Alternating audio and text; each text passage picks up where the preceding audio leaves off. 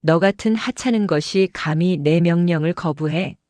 내 계급장이나 내 부모가 누군지 알고 이래? 충남 계룡시 계룡대 신축 관사촌. 해가 떠오르는 아침이었지만 관사 1호동 주변은 준장 부인의 서슬 퍼런 목소리로 인해 서늘하게 얼어붙어 있었다. 강하늘 하사는 묵묵히 서 있었다. 새벽 5시부터 시작된 준장 사모님 신희연의 사적인 요구는 이미 도를 넘어선 상태였다.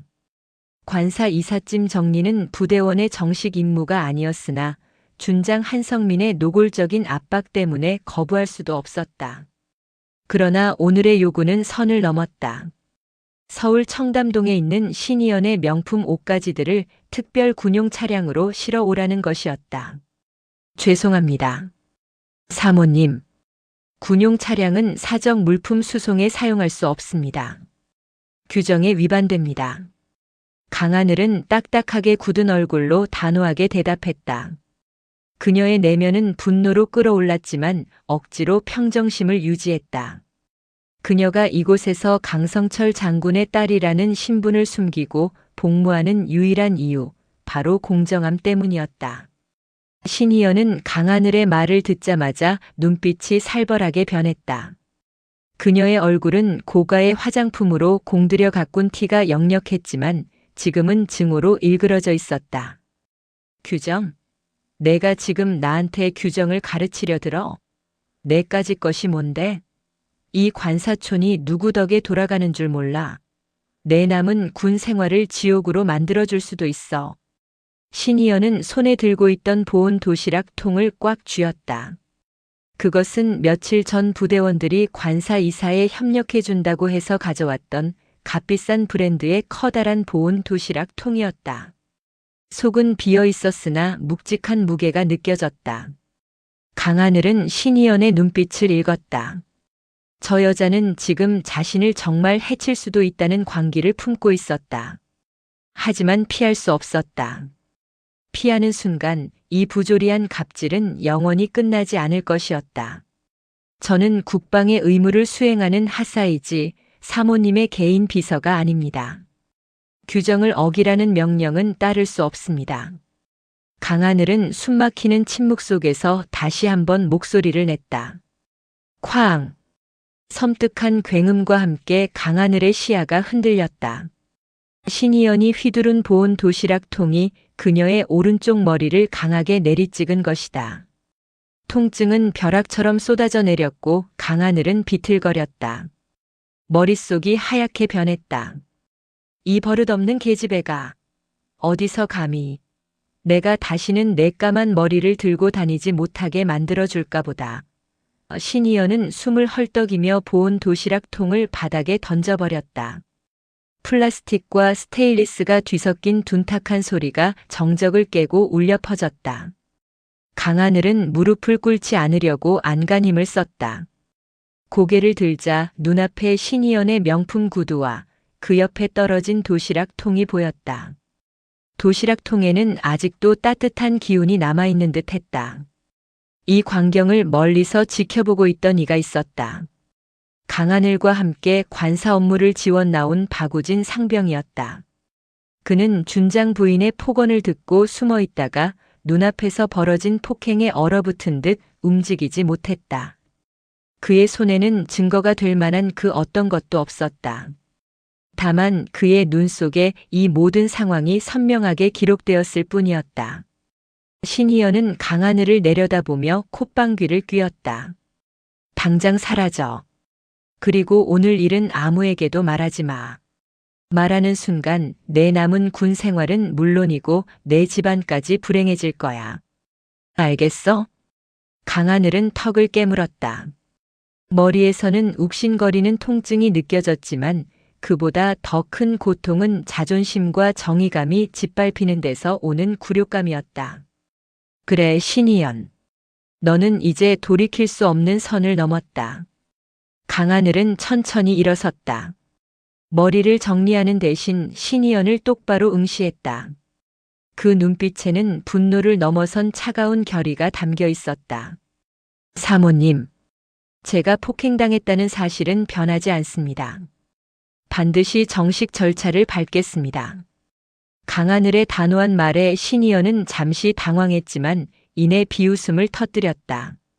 하하, 정식 절차? 해봐. 내가 이 계룡대에서 누구에게 하소연할 수 있을 것 같아? 내 남편이 사단장이라도 되니? 준장인 내 남편 한성민 장군 앞에서 내가 꺼낼 수 있는 말은 아무것도 없어. 강하늘은 더 이상 대꾸하지 않았다. 그녀는 피가 나는 머리를 감싸 안고 돌아서 걸었다. 그 걸음은 무척이나 느렸지만 그녀가 향하는 방향은 분명했다. 바로 정의를 찾는 길이었다. 박우진 상병은 강하늘 하사가 시야에서 사라지자마자 온몸에 땀을 닦아냈다. 그의 심장은 격렬하게 뛰고 있었다. 폭행 장면을 목격한 유일한 사람이었다. 그는 두려움과 정의감 사이에서 심각한 갈등을 겪기 시작했다. 신희연의 위협이 그의 머릿속을 맴돌았다. 그러나 동시에 보온 도시락에 맞고도 당당하게 신희연을 응시하던 강하늘 하사의 눈빛이 그의 양심을 찔러왔다. 이걸 그냥 넘겨서는 안 된다. 내가 침묵하면 이 부조리는 계속된다. 박우진은 결심했다. 그는 아무도 모르게 자신의 휴대전화를 꺼내들었다. 신희연이 방금 던져버린 보온 도시락 통이 바닥에 뒹굴고 있는 장면을 찍었다. 완벽한 증거는 아니었지만 사건 현장을 포착한 최소한의 기록이었다. 그날 오후 강하늘 하사가 머리 부상을 입고 의무실을 방문했다는 보고가 준장 한성민에게 올라갔다. 용산구 국방부 청사에서 멀리 떨어진 그의 사무실은 긴장감으로 가득 찼다. 한성민 준장은 보고서를 찢어버릴 듯이 노려보았다. 사고. 단순 사고라고 처리해. 이사하다가 부주의로 넘어진 것으로. 그리고 그 하사 강하늘 맞지? 바로 전방부대로 보내버려.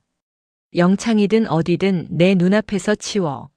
한성민 준장은 비서실장에게 명령했다. 그의 목소리에는 아내를 향한 분노보다 자신의 진급에 먹구름이 낄까 두려워하는 비겁함이 묻어 있었다. 강하늘 하사는 현재 수방사 예하부대의 핵심 인력입니다. 갑작스러운 전보는 인사규정에 어긋납니다. 비서실장이 조심스럽게 말했다. 규정? 내가 규정이야. 내가 준장이야. 내 아내가 연루된 일이다. 내 명령이 곧 규정이다.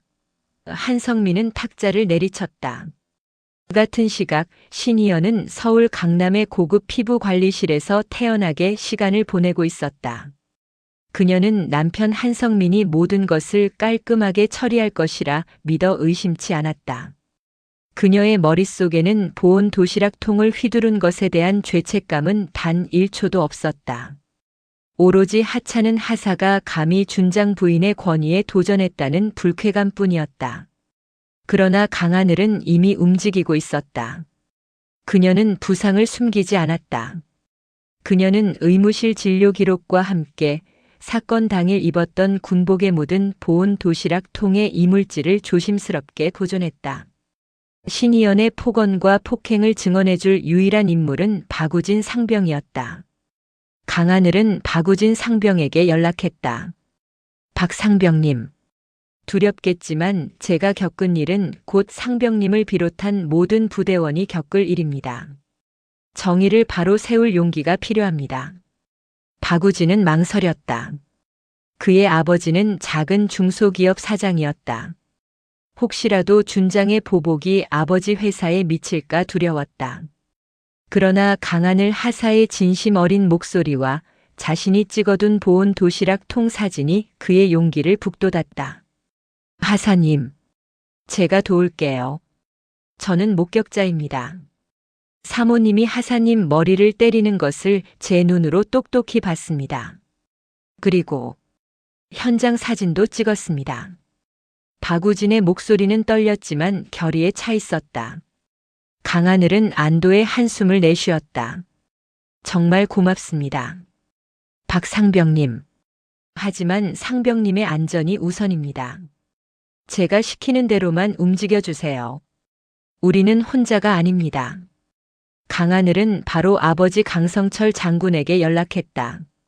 딸은 아버지에게 자신이 폭행당했다는 사실을 알리면서도 자신이 누구의 딸이라는 사실은 끝까지 숨겼다.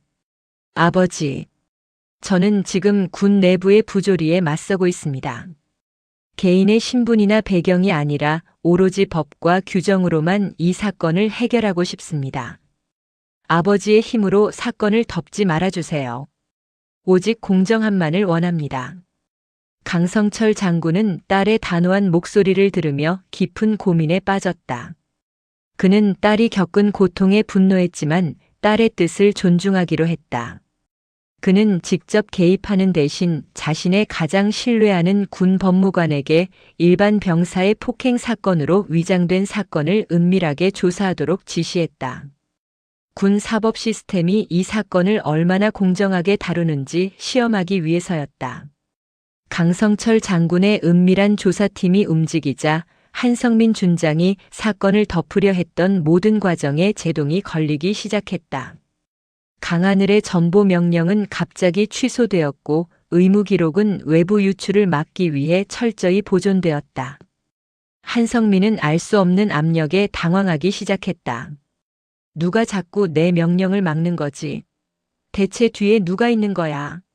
한성민은 초조함에 담배를 연이어 피웠다. 그의 불안감은 신의연에게까지 전달되었다. 여보, 당신이 그 하찮은 하사 하나도 제대로 처리 못해? 왜 자꾸 일이 커지는 거야? 신의연이 짜증 섞인 목소리로 남편을 다그쳤다. 몰라. 분명 뒤에 뭐가 있어. 단순한 하사 문제가 아닐 수도 있어. 당신 그 도시락 통으로 정말 3개 때린 것 아니지? 한성민은 아내에게서 불길한 예감을 느꼈다. 무슨 소리야? 따끔하게 혼내준 것뿐이야. 당신 나중에 후회하지 마. 내가 시키는 대로 했다가 이렇게 꼬이면 당신 진급도 끝이야. 신의연은 책임을 전가하려 했다. 두 사람의 대화는 서로에게 의심과 불신만을 키웠다. 보온 도시락 통 폭행 사건은 이제 준장 부부의 몰락을 알리는 서막이 된 것이다. 강하늘 하사의 고소장이 군 검찰에 접수되었다. 고소 내용은 상관의 배우자에 의한 폭행 및 폭언, 그리고 직위를 이용한 사적 심부름 강요였다. 군 검찰은 처음에는 사건을 가볍게 다루려는 분위기였다. 그러나 강성철 장군이 배후에서 제공한 일반 병사 권익 보호 명분의 자료와 압박 때문에 수사는 예상보다 빠르게 진행되었다. 군 검찰은 신의연을 소환했다. 계룡대 관사촌의 준장 사모님이 군 검찰에 소환되는 것은 전례가 없는 일이었다. 신의연 씨, 강하늘 하사를 보온 도시락 통으로 폭행한 사실을 인정하십니까? 군 검사가 차분하지만 날카로운 목소리로 물었다. 신의연은 비웃음부터 흘렸다. 폭행이라니요? 제가요? 그 하사 아이가 이삿짐 정리하다가 부주의로 넘어져서 다친 것을 제가 걱정해서 다음에 조심해라 하고 말해준 것뿐입니다. 오히려 저에게 적반하장으로 협박하더군요. 그녀는 완벽하게 거짓말을 꾸며냈다. 그러나 군 검사는 그녀의 거짓말에 흔들리지 않았다. 박우진 상병의 진술과 현장 사진이 있습니다. 또한 강하늘 하사의 진료 기록은 부주의로 넘어져 다친 상처가 아닙니다. 둔기로 맞아 생긴 충격성 외상입니다. 신의연은 박우진 상병의 이름이 나오자 잠시 멈칫했다. 그 하찮은 상병이 감히. 그 상병, 아마 그 하사와 내통했을 겁니다. 이 모든 것은 저를 모함하려는 하사들의 음모입니다. 제 남편이 준장인데 제가 설마 하사 하나를 때렸겠습니까? 제가 그럴 시간이 어디 있습니까? 신의연은 계급의 논리로 상황을 회피하려 했다.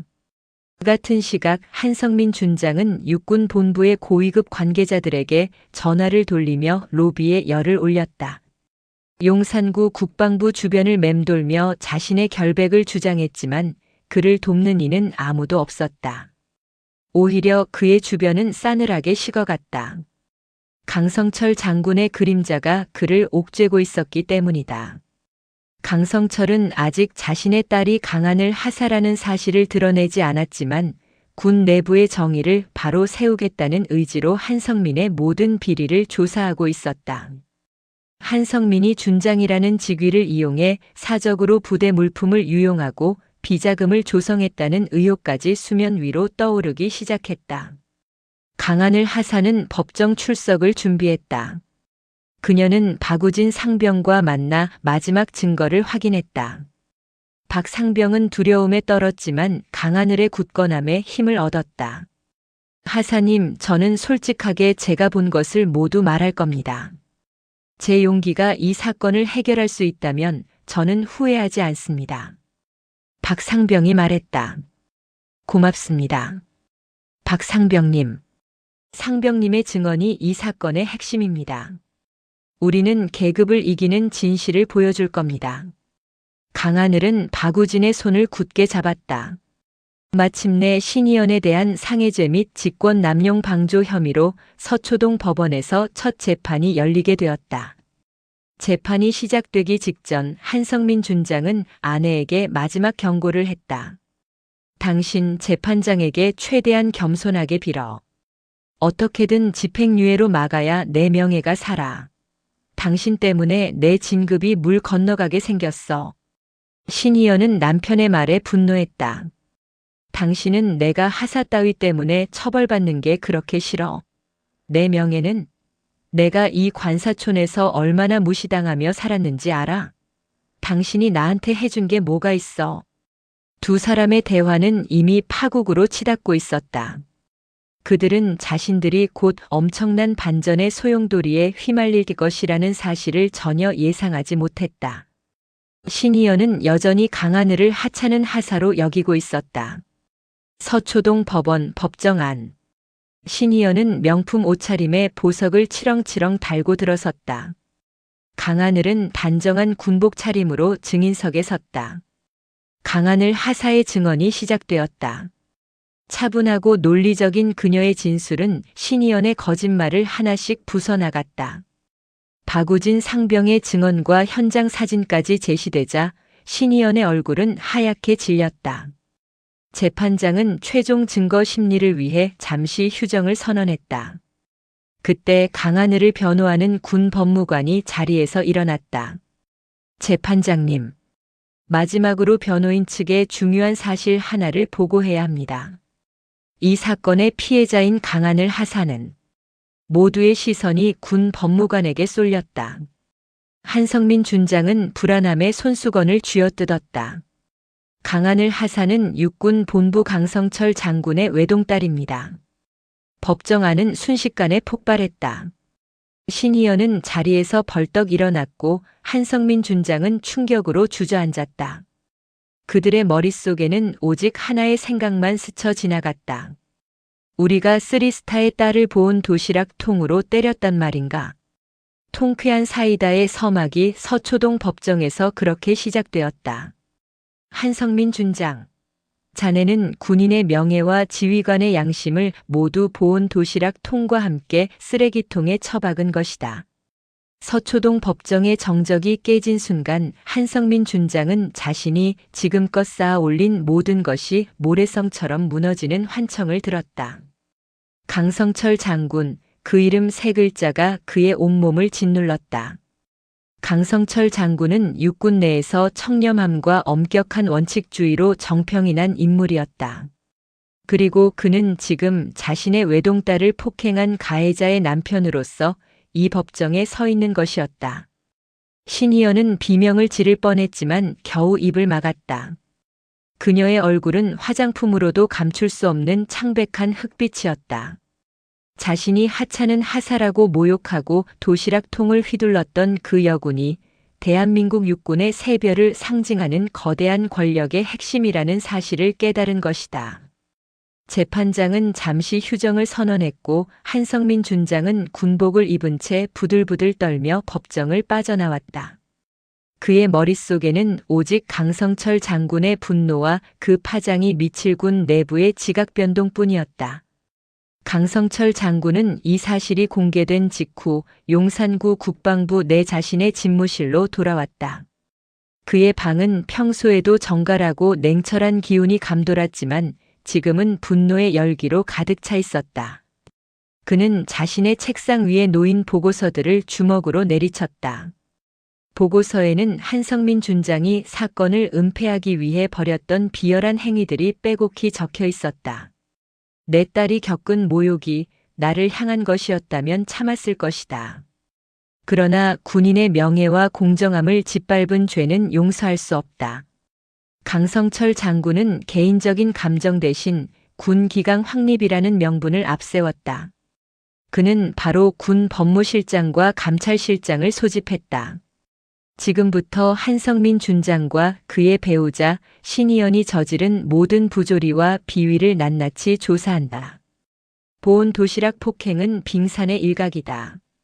직위를 이용한 사적 이익 취득, 부대 물품 유용, 병사 인권 침해 등 모든 혐의를 추적하라. 강성철 장군의 딸이라는 사실 때문에 수사에 단 한치의 과잉이나 부족함도 있어서는 안 된다. 오직 규정과 법률대로 정의만을 집행하라. 그의 목소리는 낮고 깔려 있었지만 그 안에 담긴 명령의 무게는 천근만근이었다. 이 명령은 즉시 군 내부로 퍼져나갔다. 강성철 장군의 딸이 폭행당했다는 소식은 군 전체를 충격에 빠뜨렸다. 특히 한성민 준장에게 아부하며 진급을 노리던 그의 부하들은 일제히 몸을 사리기 시작했다. 한편 강하늘 하사는 재판장에서의 폭로 이후 박우진 상병과 함께 군법무관 사무실에서 보호를 받았다. 하사님, 아니 장군님의 따님이셨군요. 박우진 상병은 여전히 놀라움에 말을 잇지 못했다. 강하늘은 미소를 지었다. 박 상병님, 저는 여전히 강하늘 하사입니다. 그리고 상병님은 이 사건의 가장 중요한 증인이자 용기 있는 군인이십니다. 제 배경이 중요한 것이 아니라 상병님처럼 힘없는 위치에서도 진실을 말한 용기가 중요합니다. 그 순간 강성철 장군이 직접 군 법무관실을 찾아왔다. 아버지와 딸의 만남이었지만 그곳은 여전히 군 내부 공간이었다. 강성철은 딸에게 경례 대신 깊은 사과의 눈빛을 보냈다. 하늘아, 아버지가 너를 믿고 신분을 숨기도록 했지만 너를 위험에 빠뜨렸다. 미안하다. 많이 힘들었지? 강하늘은 고개를 저었다. 아닙니다, 아버지. 저는 제가 원하던 대로 계급이나 배경 없이 이 부조리를 정면으로 마주하고 승리했습니다. 이제 남은 것은 그들이 법적으로 모든 죗값을 치르게 하는 것입니다. 강성철 장군은 딸의 강직함에 다시 한번 깊은 감동을 받았다. 그는 박우진 상병에게 다가가 경례를 했다. 박 상병, 자네의 용기는 우리 군의 진정한 명예다. 절대로 불이익을 당하는 일은 없을 것이다. 내가 보장한다. 이날 밤 군 감찰반은 한성민 준장의 관사와 사무실을 급습했다. 계룡대 관사촌에 들이닥친 군 감찰반의 모습은 지역 주민들에게 큰 충격을 주었다. 신희연은 자신의 집이 압수수색을 당하는 모습에 히스테리 반응을 보였다. 이게 무슨 짓이야? 당장 나가. 내 남편이 누군 줄 알고 이래. 신희연은 소리쳤지만 감찰 반원들은 냉정하게 모든 증거를 수집했다.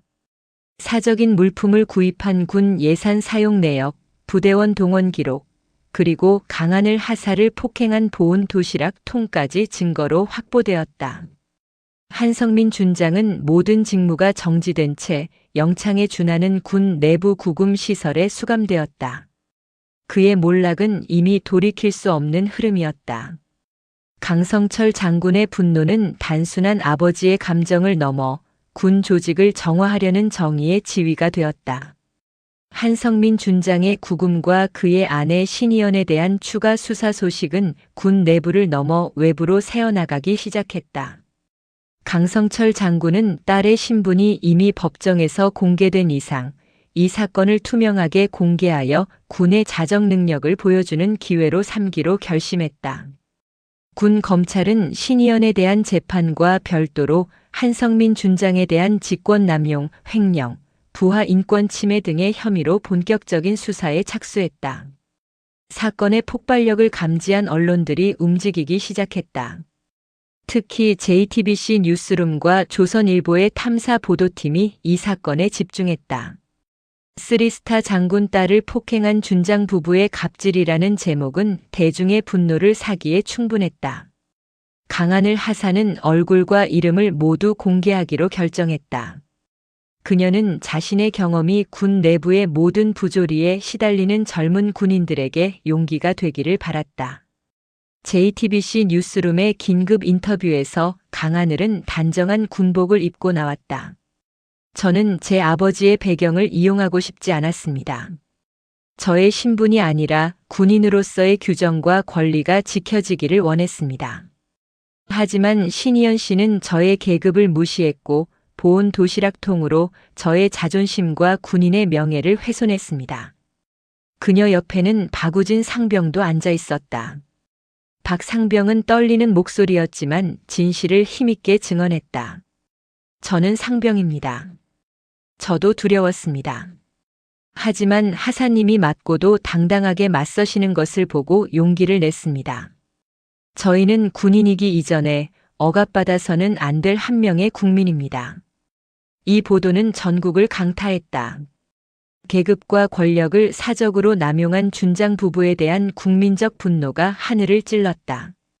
특히 신희연이 관사촌에서 벌였던 수많은 갑질 행태와 남편의 비호를 받으며 부대원들을 사적으로 부렸던 일들이 폭로되자 여론은 들끓었다. 신희연은 언론 보도를 보며 거의 정신을 놓았다. 그녀는 남편 한성민 준장을 향해 모든 것을 뒤집어 씌우려 했다. 다 당신 때문이야. 당신이 그 하사를 제대로 처리하지 못해서 일이 이렇게 커진 거라고. 내가 무슨 횡령을 해? 내가 쓴 돈은 다 당신 진급을 위해 쓴 돈이잖아. 구금시설에 갇힌 한성민 준장은 아내의 전화 대신 강성철 장군의 지휘를 받는 군 검찰관들의 날카로운 질문에 시달려야 했다. 준장님, 2년 전 군납 비리 사건에서 준장님이 묵인했던 사실이 드러나고 있습니다. 그리고 관사 보수 비용을 부풀려 사적으로 유용했다는 증거도 확보했습니다. 이제라도 솔직하게 모든 것을 털어놓으십시오. 군 검찰관은 한성민이 군납 비리에 연루되었다는 결정적인 증거까지 들이밀었다. 한성민은 절망에 빠졌다. 보온 도시락 통 사건은 자신의 전체 비리 행각을 수면 위로 끌어올리는 도화선이 되었던 것이다. 그는 자신이 보온 도시락 통 사건을 은폐하려 했던 행동이 결국 스스로의 무덤을 판 격이 되었음을 깨달았다. 강성철 장군의 분노는 단순히 딸을 위한 복수가 아니라 그가 숨겨온 부패의 뿌리를 통째로 뽑아내려는 정의로운 숙청이었다. 언론의 폭로 쓰나미 속에서 신희연의 상해죄 재판은 속도를 더했다. 여론은 이미 가해자에게 최고형을 요구하고 있었다.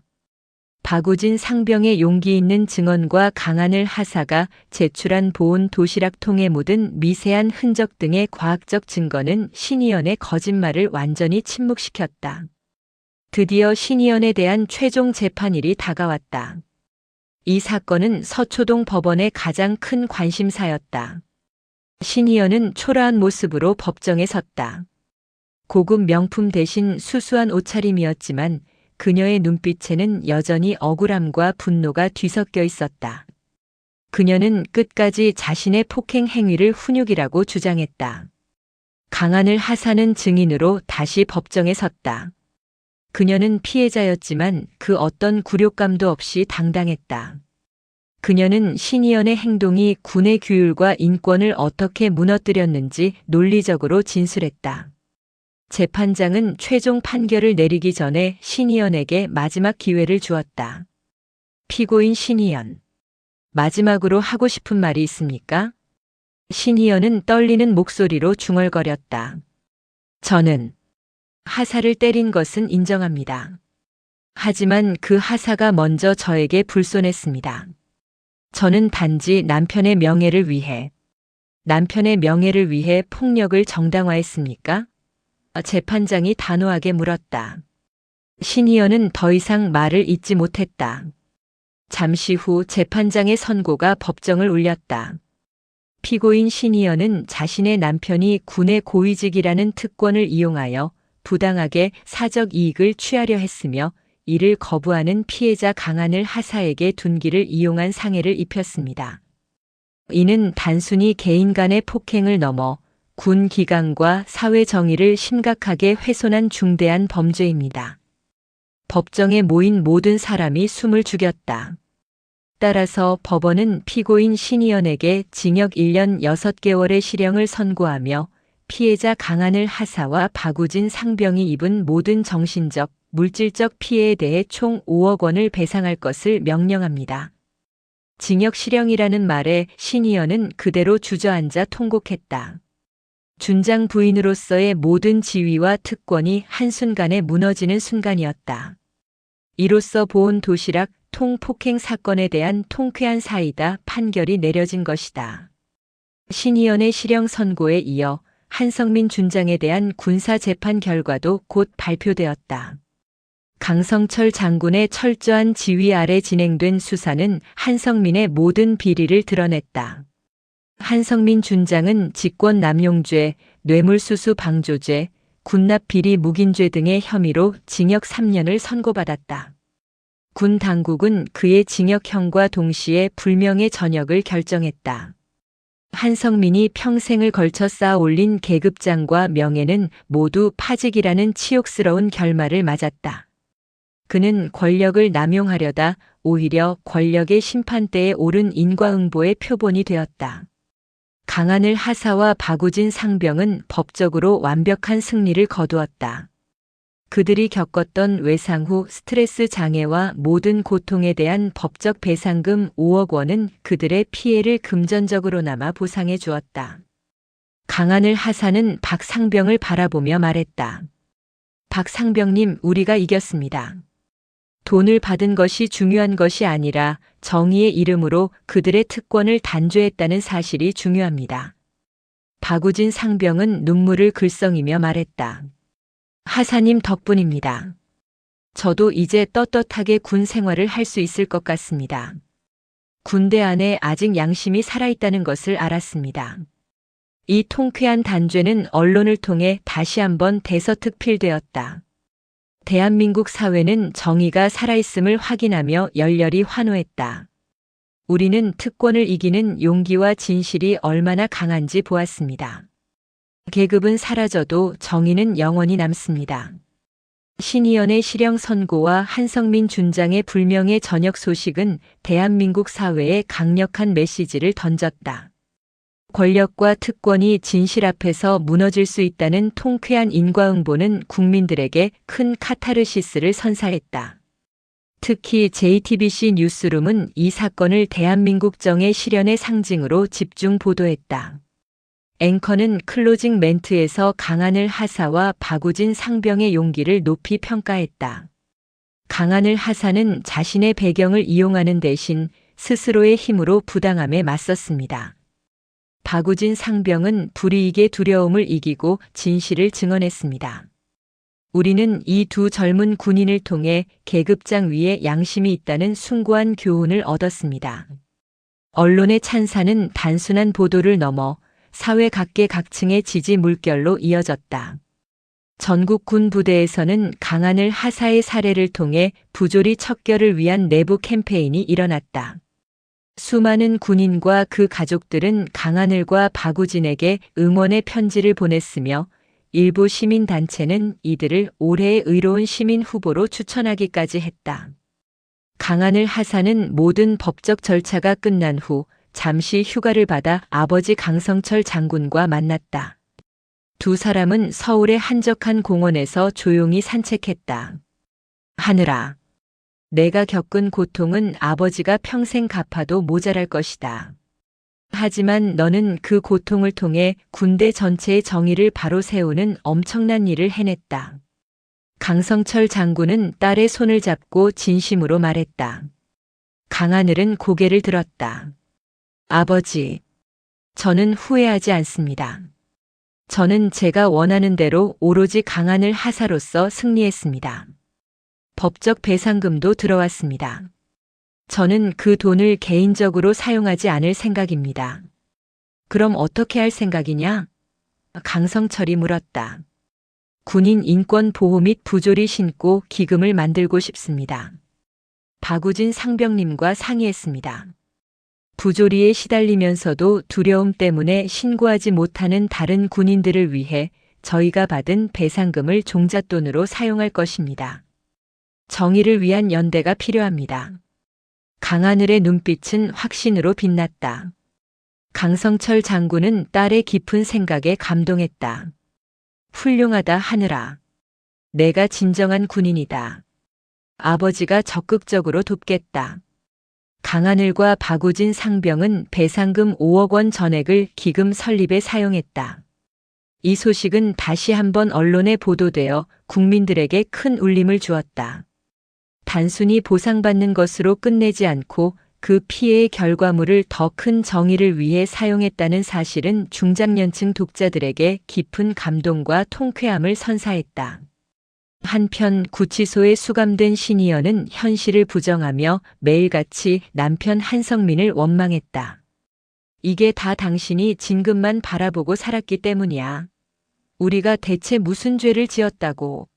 나는 겨우 보온 도시락 통으로 머리 한 번 때린 것뿐인데.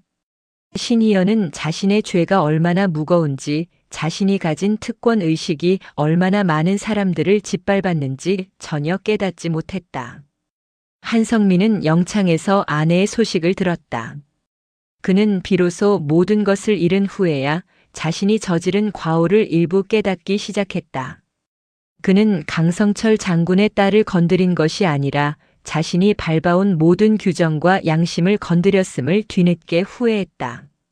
두 가해자는 서로를 원망하며 절망의 늪에서 헤어나오지 못했다. 그들의 몰락은 단순히 재산과 명예의 상실을 넘어 서로에 대한 신뢰와 인간적인 관계마저 파탄에 이르는 완전한 인과응보를 보여주었다. 군 내부의 자정 노력과 국민적 요구에 따라 국방부는 강하늘 하사와 박우진 상병에 대한 공식적인 표창을 결정했다. 이 표창은 단순히 군 복무에 대한 공로가 아니라 군인으로서의 양심과 정의를 수호한 용기에 대한 것이었다. 표창 수여식은 서울 용산구 국방부 청사대강당에서 성대하게 진행되었다. 전국의 군 수뇌부와 수많은 기자들이 참석하여 그들의 명예 회복을 지켜보았다. 강성철 장군은 행사를 지휘하는 고위직으로 참석했지만 아버지의 감정을 숨기고 공적으로 딸을 축하했다. 국방부 장관은 연단에 올라 강하늘 하사와 박우진 상병의 공적을 읽어내려갔다. 강하늘 하사와 박우진 상병은 상관의 배우자가 저지른 부당한 폭행과 갑질에 굴복하지 않고 용감하게 진실을 수호했습니다. 이들의 행동은 군 내부의 부조리를 척결하는 결정적인 계기가 되었으며 대한민국 군의 명예와 자존심을 드높였습니다. 먼저 박우진 상병에게 국방부 장관 표창이 수여되었다. 박 상병은 긴장했지만 당당하게 경례를 하고 표창을 받았다. 카메라 플래시가 터지는 순간 그는 자신이 더 이상 하찮은 상병이 아니라 정의를 위해 목소리를 낸 용기 있는 군인임을 깨달았다. 다음은 강하늘 하사의 차례였다. 국방부 장관은 강하늘에게 표창과 함께 특별한 훈격의 포상금을 수여했다. 강하늘 하사는 자신의 신분이 아닌 오직 군인의 양심으로 싸웠습니다. 그녀는 이 시대의 젊은 군인들에게 가장 빛나는 귀감이 될 것입니다. 강하늘은 표창을 받고 마이크 앞에 섰다. 그녀의 눈빛은 강성철 장군과 똑같이 강직했지만 따뜻한 인간미가 담겨 있었다. 저는 이 표창을 저 개인의 영광으로 받지 않겠습니다. 이 표창은 부당함 속에서 침묵할 수밖에 없었던 모든 군인들의 용기를 대표한다고 생각합니다. 그녀는 박우진 상병에게 고개를 숙였다. 특히 박우진 상병님께 감사드립니다.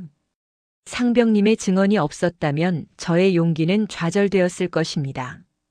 저희는 계급이 아닌 정의라는 하나의 별 아래에서 싸웠습니다. 강하늘 하사의 연설은 언론을 통해 다시 한번 큰 반향을 일으켰다.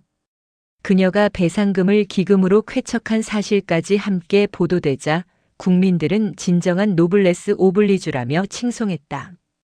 이날 행사를 취재했던 조선일보 기자는 다음 날 신문에 보온 도시락통이 깨트린 부패, 새별이 이룬 정의라는 제목의 칼럼을 썼다. 칼럼은 강성철 장군이 사적인 감정 대신 공적인 정의를 택했고 그의 딸 강하늘 하사가 아버지의 배경을 이용하지 않은 채 스스로 승리했다는 점을 강조했다. 이로써 강하늘 하사와 박우진 상병의 명예는 군 내부와 외부에서 완벽하게 회복되었다.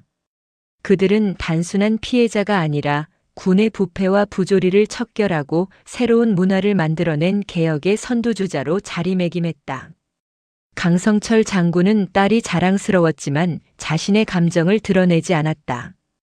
그는 조용히 장관에게 보고했다.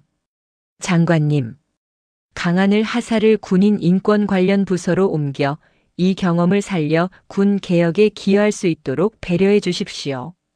강하늘은 자신이 바랐던 대로 자신의 아픔을 다른 이들을 돕는 선의의 도구로 사용할 기회를 얻게 되었다.